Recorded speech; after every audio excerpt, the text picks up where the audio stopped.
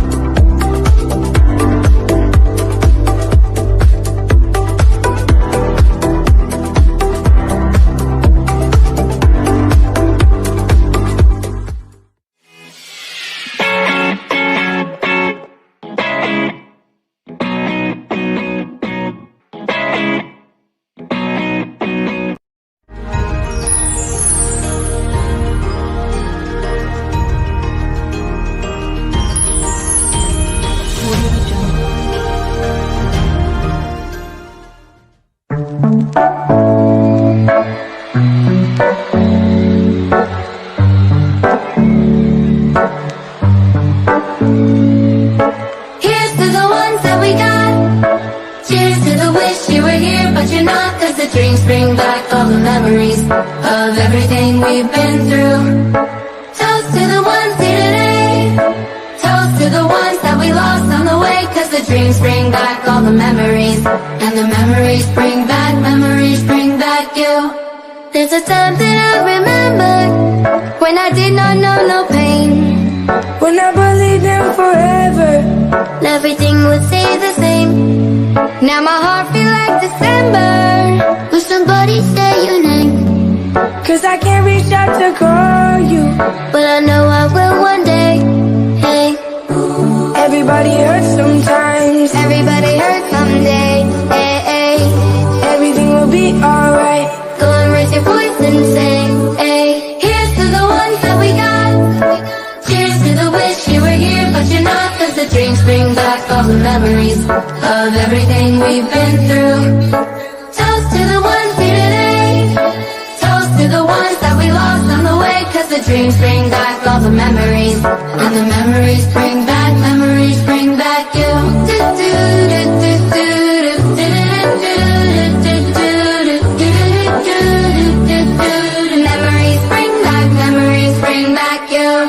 There's a time that I remembered when I never felt so lost. When I felt like all the hatred was too powerful to stop. Ooh, yeah. Now my heart feels like an ember, and it's lighting up the dark. I'll carry these torches for ya, that you know I'll never drop. Yeah. Everybody hurts sometimes, everybody hurts someday. Hey, hey, everything will be alright. Go and raise your voice and say, hey, here's to the ones that we got. Oh. Cheers to the wish you were here, but you're not. Cause the dreams bring back all the memories of everything we've been through. Toast to the ones here today. Toast to the ones that we lost on the way. Cause the dreams bring back all the memories. And the memories bring back you. Memories bring back you.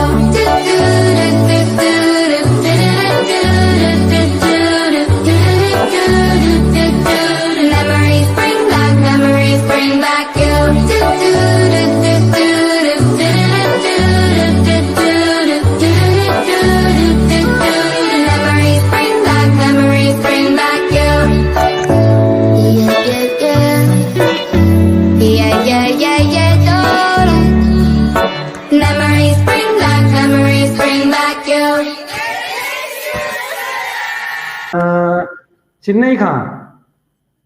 Chennai खां असांजो Chunilal Sharma ji, doctor Chunilal Sharma ji, जेके retire senior lecturer आहिनि, जे MA हिंदीअ जे अंदरि ऐं MA हिस्ट्रीअ जे अंदरि कई अथनि, ऐं गॾोगॾु MPhil ऐं PhD बि कई अथनि। उहे असां सां गॾु चेन्नई मां जुड़ंदा। चेन्नई जेकी मद्रास आहे, मद्रास जे अंदरि बि चङा ई असांजा सिंधी भाउर रहंदा आहिनि। त महाराज स्वामी सभिनि खां पहिरियों जय झूलेलाल। जय झूलेलाल। महाराज स्वामी, असां अॼु जो जेको पहिरियां 6 असांजा संस्कार हुआ, उहे असांखे असांजे ॿिन्ही महाराजनि मोटानी महाराज ऐं असांजे प्रदीप जी शर्मा एकदमि सुठी तरह सम्झायो। असां तव्हां खां सिर्फ़ु इहा ई जानकारी माना चाहींदासीं त उत्तर भारत जे अंदरि वधि में वधि संस्कार आहिनि, त छा साउथ जे अंदरि बि इन ई प्रकार सां सभिनी संस्कारनि खे मान सम्मान ॾेई करे इहो कयो वेंदो आहे कि न इन जे अंदरि बि किथे शॉर्टकट या किथे बाईपास या कुझु नवां रस्ता ॻोल्हिया विया आहिनि? त तव्हांजे साउथ जे अंदरि असांजे सिंधियुनि जे संस्कारनि जी छा परिस्थिति आहे, उहे फॉलो थियनि था नथा थियनि, थोरो उन जे बारे में रोशनी विझंदा। वम वरुणाय नमः, याने जल देवता श्री झूलेलाल साईं खे असांजो नमस्कार आहे। अॼु जो प्रोग्राम वास्ते मां श्री रतनलाल चावला ऐं दीदी प्रोफेसर संध्या कुंदनानी खे धन्यवाद ॾेई रहियो आहियां, जंहिंजे करे मूंखे ही मंच मिलियो आहे। मां तहे दिल सां चवां थो, तव्हांजी नज़रनि सम्झो प्यार जे लाइक़ु मुझे। पहिरियों मुंहिंजो फर्ज़ु आहे त मां थोरा अखर पंहिंजे बारे में तव्हांखे ॿुधायां। जनम सिंध में थियो ऐं बंटवारो ॾिठो, सिंध खां पोइ कल्याण कैंप में आयासीं, वरी अंजल असांखे राजस्थान वठी वियो, राजस्थान में पढ़ाई थी, अध्यापक थियुमि, मास्टर थियुमि, पढ़ाई जारी रही, वरी तंहिंखां पोइ मद्रास में अची करे निवास स्थान कयोसीं। ब्राह्मण कुल में जनम वरितो, पढ़णु ऐं पढ़ाइणु इहो ब्राह्मणनि जो धर्म आहे। इन्हीअ खे अपनाए करे जीअं दीदी नीलम दीदी चयो त हर हिक जे अंदरि हिकु बुख हूंदी आहे, अहिड़ी तरह मुंहिंजे अंदरि बुख हुई त मां जेतिरियूं डिग्रियूं आहिनि सो वठंदो हलां। सही रूप में मां प्राइमरी स्कूल जो टीचर थियुमि, लेकिन उन बुख खे पूरी करण वास्ते मां BA कई, B.Ed कई, MA हिंदी में, MA हिस्ट्रीअ में, MPhil, PhD हिंदीअ में, हरिवंश राय बच्चन जे मथां थीसिस लिखी करे मां PhD ऐं लॻभॻि 40 साल मां एजुकेशन में गुज़ारिया। हाणे मुंहिंजो 80 साल एज थी चुकी आहे। इन कॉलेज जी लाइफ में मां घणेई उतार चढ़ाव ॾिठा। आख़िरी में 2000 में मां नौकरीअ खां रिटायर्ड थियुमि। तव्हांखे इहा ॿुधी ख़ुशी थींदी, 1961 में जंहिं महिल आदमशुमारी थी, उहो राजस्थान गवर्नमेंट मूंखे बि कमु ॾिनो हुयो ऐं उन कम जे करे मूंखे राष्ट्रपति चांदीअ जो पदक ॾेई मुंहिंजे कम जी सराहना कई। अॼु बि उहो पदक ऐं सर्टिफिकेट मां वटि आहे। चेन्नई में घणनि संस्थाउनि सां जुड़ियल आहियां। कविता गज़ल लिखण जो शौक़ु आहे। दिल का दर्पण वाणी प्रकाशन दिल्लीअ मां प्रकाशित थी चुकी आई आहे ऐं कई दफ़ा कवि सम्मेलन में बि मां पार्ट वठंदो रहियो। हिकु दफ़े ऑल इंडिया रेडियो में 22 ॿोलियुनि जो कवि सम्मेलन थियो, जंहिंमें सिंधी भाषा में मां मंच ते वञी कविता पंहिंजी ॿुधाई। हाणे घणनि ई सिंधियुनि खे इहो दिमाग़ में वेठल आहे त मद्रास में सिंधी तमामु घटि आहिनि या सिंधी रीति रिवाज तमामु घटि आहिनि। मां तव्हांखे ॿुधायां थो त दक्षिण भारत में जेके बि वॾा शहर आहिनि, बेंगलुरु आहे, कोचीन आहे, कोयम्बतूर आहे, सेलम आहे, ईरोड आहे, जेके बि आहिनि उन्हनि जे मुक़ाबले में चेन्नई में सिंधी वधीक आहिनि। पंहिंजे रिवाज मुताबिक़ उहे हली रहिया आहिनि। जीअं 16 संस्कार तव्हां चया, वास्तव में 16 संस्कारनि में एतिरा संस्कार त न हिते मद्रास में न तव्हांजे कंहिं बि कुंड में मल्हाया वेंदा आहिनि।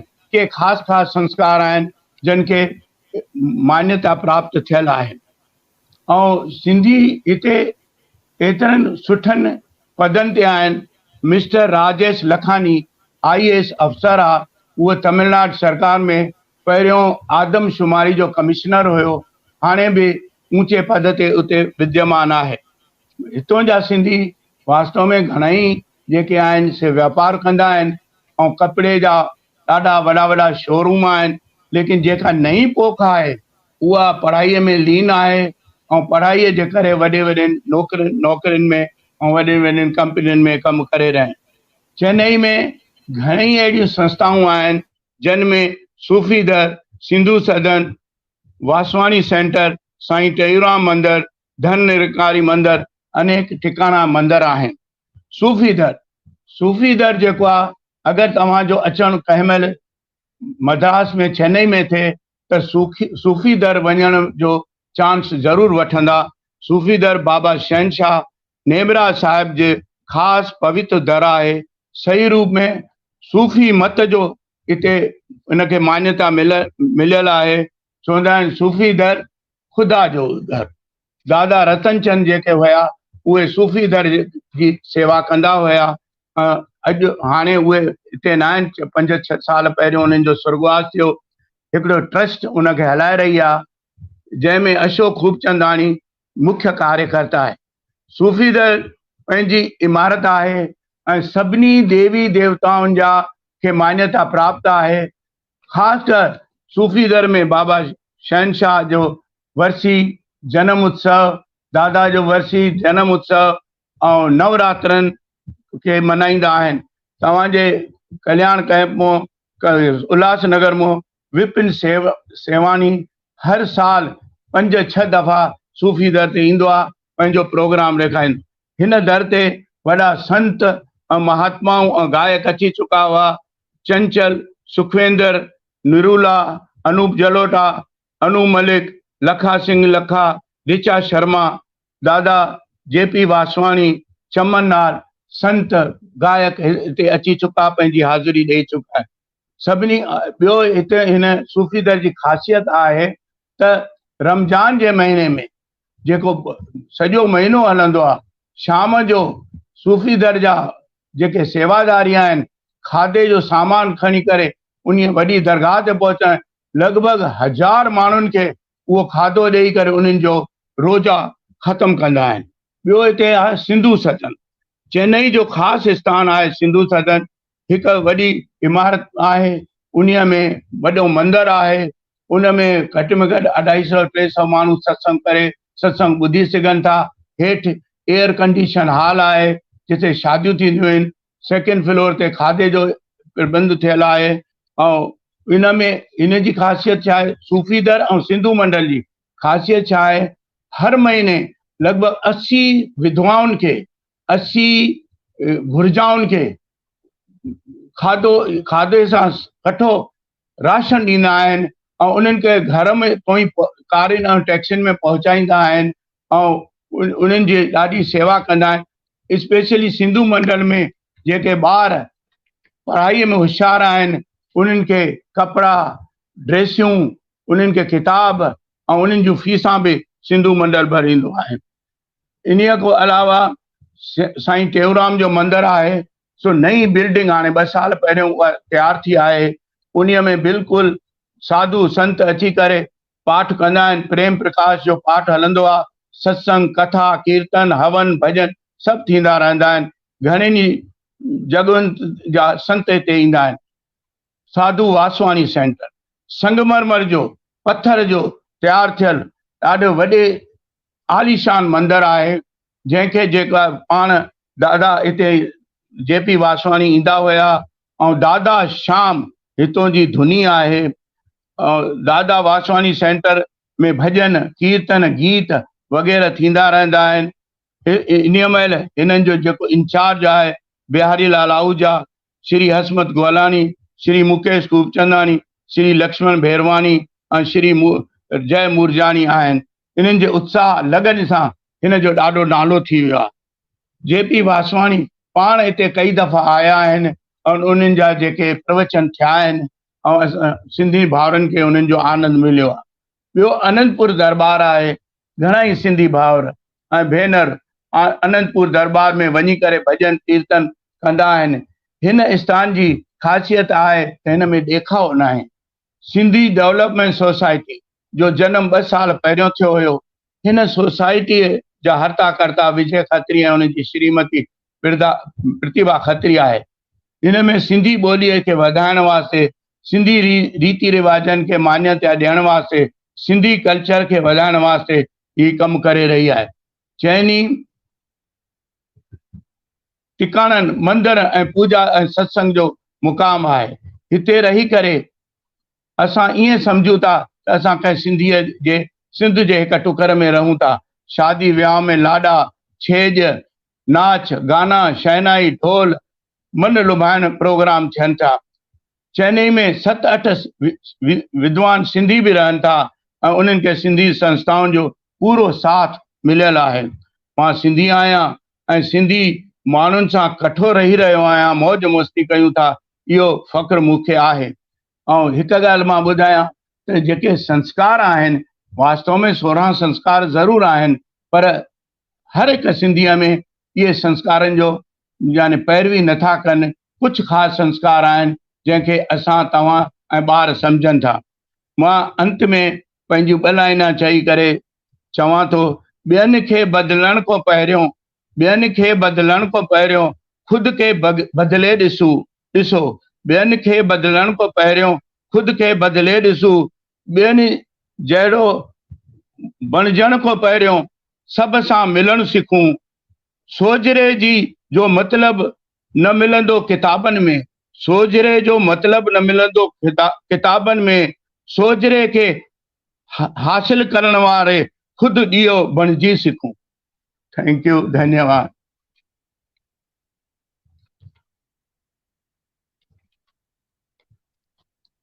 छा थियो?